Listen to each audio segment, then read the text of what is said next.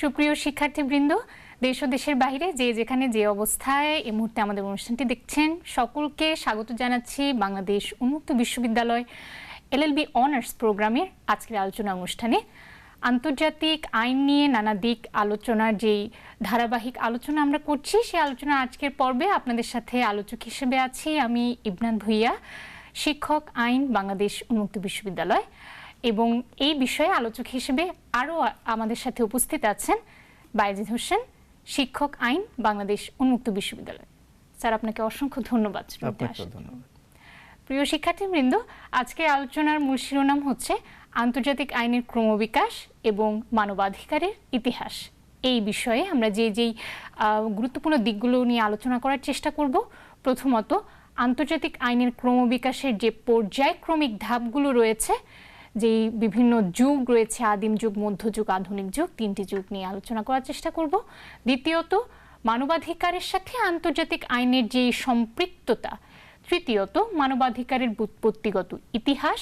এবং সর্বশেষ হিসেবে আমরা উপনিবেশবাদের অবসানে মানবাধিকারের যে ভূমিকা, সেই বিষয়ে আলোকপাত করার চেষ্টা করব। তো আলোচনার শুরুতেই স্যার, আমরা যদি মানবাধিকারের ইতিহাস নিয়ে আপনার কাছে জানতে চাই, যে আদিম যুগ, মধ্যযুগ এবং আধুনিক যুগ, এই তিনটি যুগ পেরিয়ে যে বর্তমানের আধুনিক রূপ ধারণ করেছে আন্তর্জাতিক আইন, এই পুরো বিবর্তনের সময়টা কিভাবে আজকের আন্তর্জাতিক আইনকে নিরূপণ করেছে? জি, ধন্যবাদ। আমরা যদি আন্তর্জাতিক আইনের ঐতিহাসিক প্রেক্ষাপট যদি আমরা চিন্তা করি, তাহলে কিন্তু ঠিক কবে থেকে আন্তর্জাতিক আইন শুরু হয়েছে এক্স্যাক্ট তারিখ বা এক্স্যাক্ট একটা বছর আমরা কিন্তু পাবো না। তবে ঐতিহাসিক বিভিন্ন দলিল পর্যবেক্ষণ করে অন্তত এটুকু বলতে পারি যে আমরা আন্তর্জাতিক আইনকে বর্তমানে যে আকারে যে প্রসারতা, ঠিক এখান থেকে 1000 বছর আগে কিন্তু আন্তর্জাতিক আইন এর অস্তিত্ব থাকলেও ঠিক এতটা এর প্রসারতা বা এর উপাদানগত বা এর সংশ্লিষ্টতা মানব জীবনকে এতটা স্পর্শ করেনি। অর্থাৎ এটুকু বলতে পারি, আন্তর্জাতিক আইনের ইতিহাস 200 বছরের নয়, এটি 1000 বছরের অধিক সময়ের ইতিহাস। যদি আমরা উদাহরণস্বরূপ যদি চিন্তা করি, যীশু খ্রিস্টের জন্মের 2300 বছর আগেও কি হয়েছিল? প্রাচীন আকাডিয়া রাজ্যের সাথে ইলাম রাজ্যের একটা শান্তি চুক্তি হয়। এই শান্তি চুক্তিটি আমরা আবার ব্রিটিশ মিউজিয়ামে কিন্তু আজও এটি রাখা হয়েছে, এর কপিটি। অর্থাৎ আমরা শুধু এটুকু বলতে পারি যে এটুকু ডকুমেন্ট রয়েছে আমাদের কাছে, যদি অ্যানথ্রোপোলজিক্যাল অ্যানালিসিস যদি আমরা করি। এরপরে এর কয়েক বছর পরে বা যুগ পরে 1278 সালে প্রাচীন মিশরের সাথে হিট্রিট রাজ্যের একটা ঠিক শান্তি চুক্তি পাওয়া যায় অনুরূপ। কিন্তু মজার ব্যাপার হলো, এই শান্তি চুক্তিতে কিন্তু শুধু শান্তি চুক্তি নয়, বরং যুদ্ধ বা পরস্পরের মধ্যে কোনো সংঘর্ষে জড়ালে দুই রাজ্য, যাতে তারা বন্দীদের বিনিময় করতে পারে, যুদ্ধবন্দীদের। আমরা বর্তমানে যেভাবে এক্সট্রাডিশন ট্রিটি পড়ি, যে বন্দি বিনিময় চুক্তি, অর্থাৎ এর ইতিহাস যদি আমরা পর্যালোচনা করি, তাহলে কিন্তু প্রাচীন মিশরের সাথে এই হিট্রিট রাজ্যের এই চুক্তির ইতিহাসটা কিন্তু আমাদের সবার সামনে আসতে হবে। ঠিক সেই ধারাবাহিকতায় আমরা প্রাচীন ভারতের কথা যদি পর্যালোচনা করি, তাহলে সেই রামায়ণ, তারপরে মহাভারত, কৌটিল্যের অর্থশাস্ত্র, আমরা ঠিক এরকম এই বিষয়গুলোও কিন্তু অনেক রাষ্ট্রের একটা দায়িত্ব, একটি রাষ্ট্রের সাথে আরেক রাষ্ট্রের কী হবে, এগুলোর উপাদান আমরা দেখতে পাই। যদিও ঠিক তার পরবর্তীকালে ইসলামের প্রসার, সেই বিষয়গুলো কিন্তু আদিম যুগের মধ্যে আমরা এটা নিতে চাচ্ছি না, সেটা কিন্তু ঠিক আরও পরে।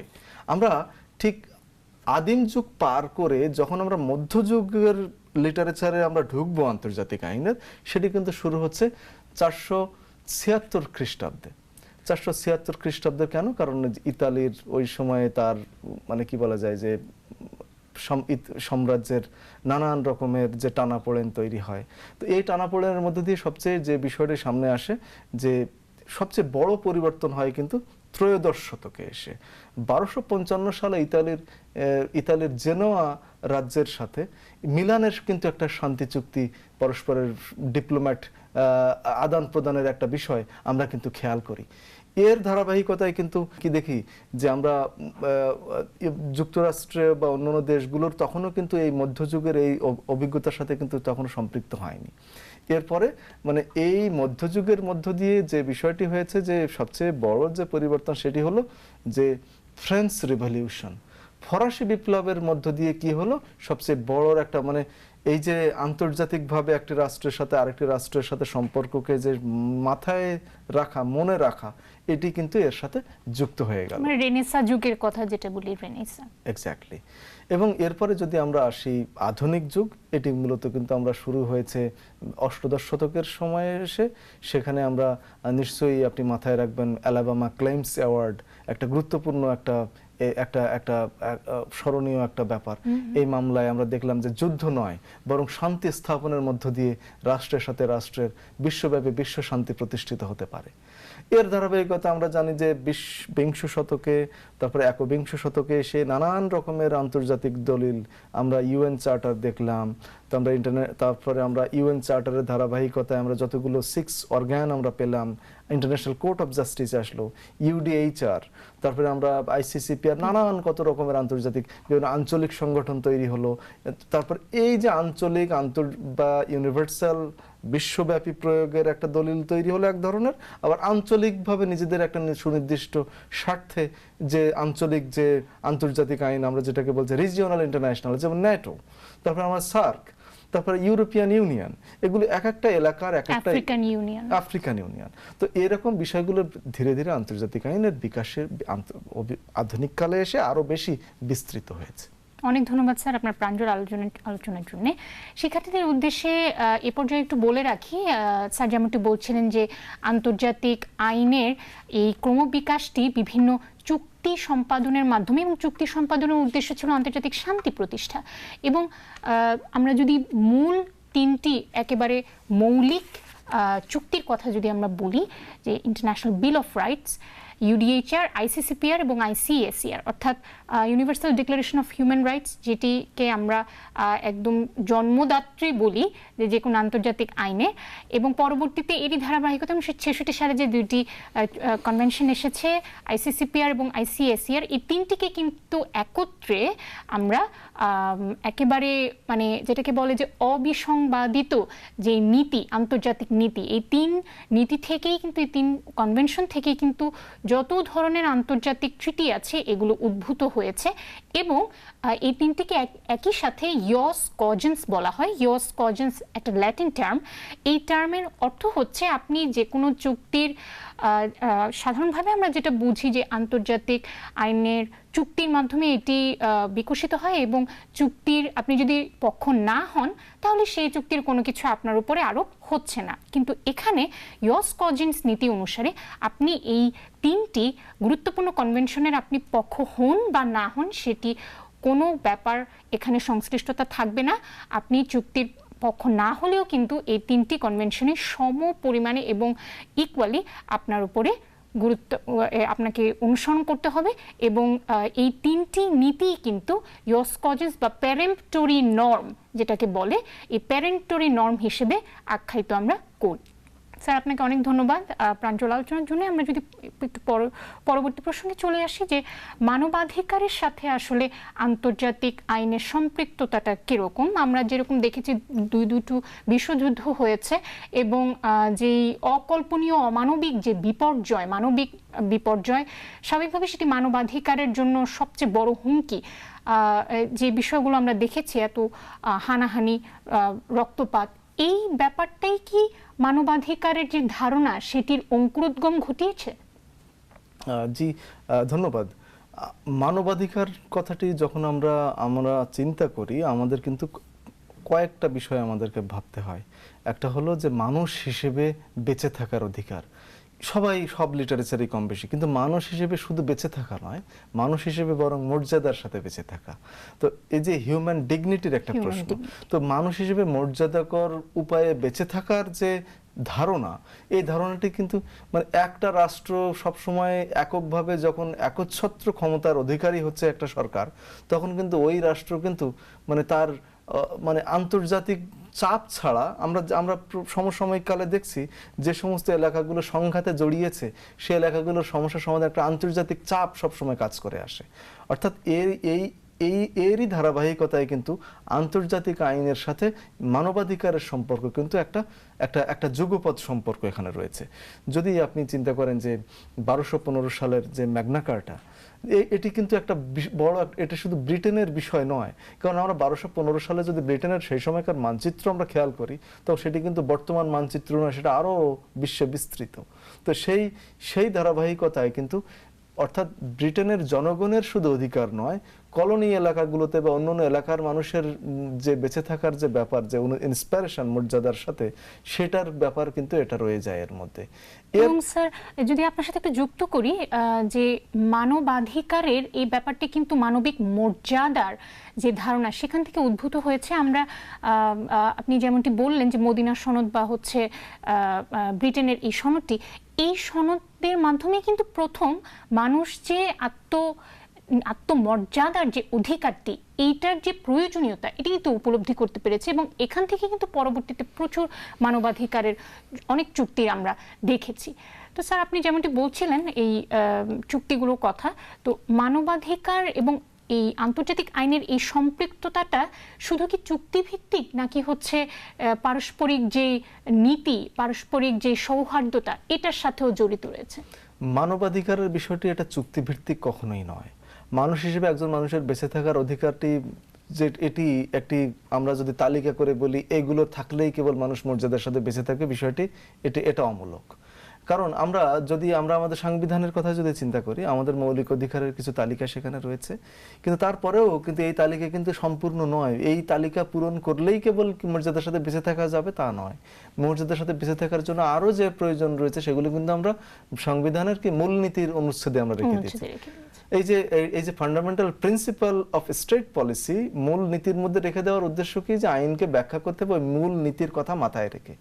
অর্থাৎ এটাকে মৌলিক অধিকারের সাথে কিন্তু মানবাধিকারের তফাৎটা কিন্তু এভাবে টানা রয়েছে। এবার প্রশ্ন আসতে পারে, একটি রাষ্ট্রে মৌলিক অধিকারগুলো কেন এই সীমাবদ্ধ কেন রাখে?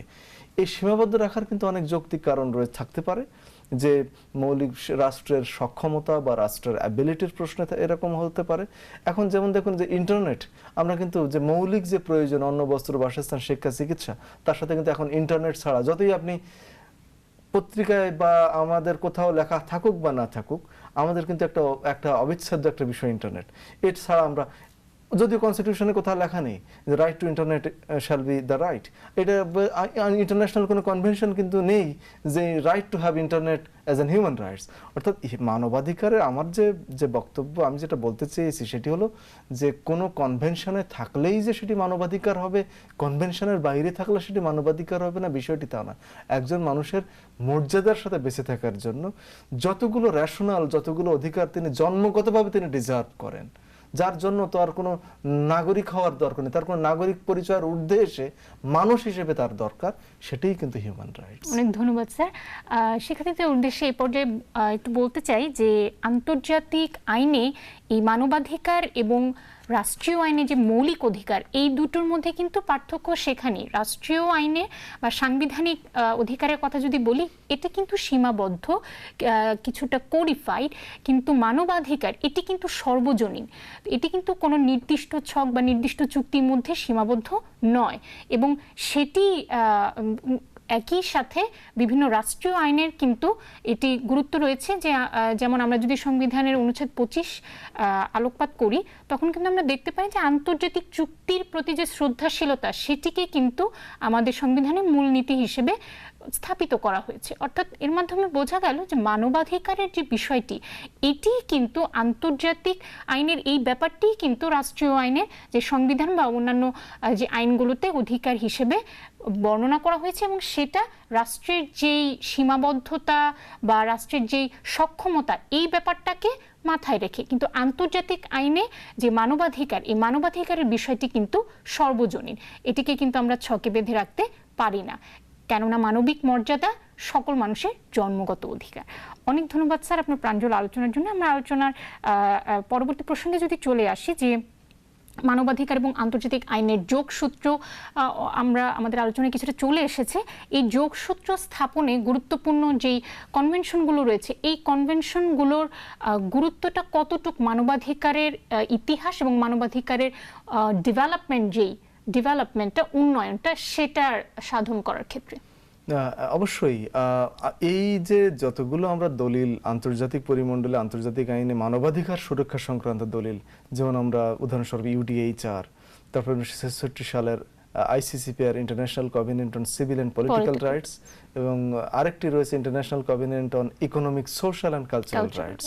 এগুলো দিয়ে মানবাধিকারকে আরো সুরক্ষিত, এটা জাস্ট এটা এটা এটা মানে অনিশ্চিত বলার কোনো সুযোগ নেই। এটাকে মানবাধিকারের ধারণাটি জাস্ট আন্তর্জাতিক পরিমণ্ডলে রেখে দিয়ে দেশে আমার কোনো দায় দায়িত্ব নেই এটি বলার সুযোগ বন্ধ হয়ে যায় 1966 সালের এই দুটি কনভেনশনের মধ্য দিয়ে। এখানে জায়গায় একটা লক্ষণীয় ব্যাপার হলো যে আমরা জানি যে আন্তর্জাতিক আইনের সাথে এই দুই আইনের যে সম্পর্ক, আন্তর্জাতিক আইন এবং মানবাধিকার আইনের সম্পর্কটা কেন জরুরি, কারণ আমরা যে একটা উদাহরণ দিলে আমরা আরো পরিষ্কার হবে।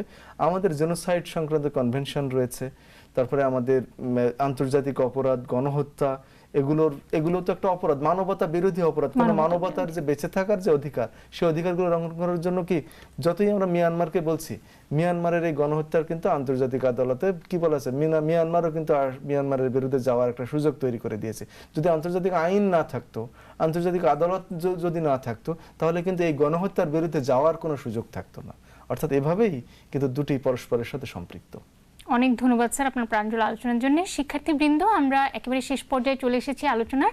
আজকের আলোচনা থেকে আমরা যে বিষয়গুলো জানতে পেরেছি, যে বিষয়গুলো আমরা আলোকপাত করার চেষ্টা করেছি, সেগুলো হচ্ছে আন্তর্জাতিক আইনের ক্রমবিকাশের ধাপসমূহ, আন্তর্জাতিক আইন এবং মানবাধিকারের যোগসূত্র, মানবাধিকারের ব্যুৎপত্তিগত ইতিহাস, এই বিষয়গুলো সম্পর্কে আমরা সম্যক ধারণা দেওয়ার চেষ্টা করেছি।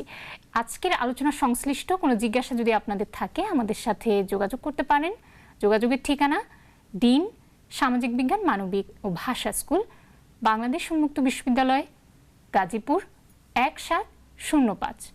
সকলের সর্বাঙ্গীন মঙ্গল কামনা এবং পরবর্তী অনুষ্ঠান দেখার আমন্ত্রণ জানিয়ে আমি ইবনাত ভুইয়া আপনাদের থেকে বিদায় নিচ্ছি। সকলে ভালো থাকবেন।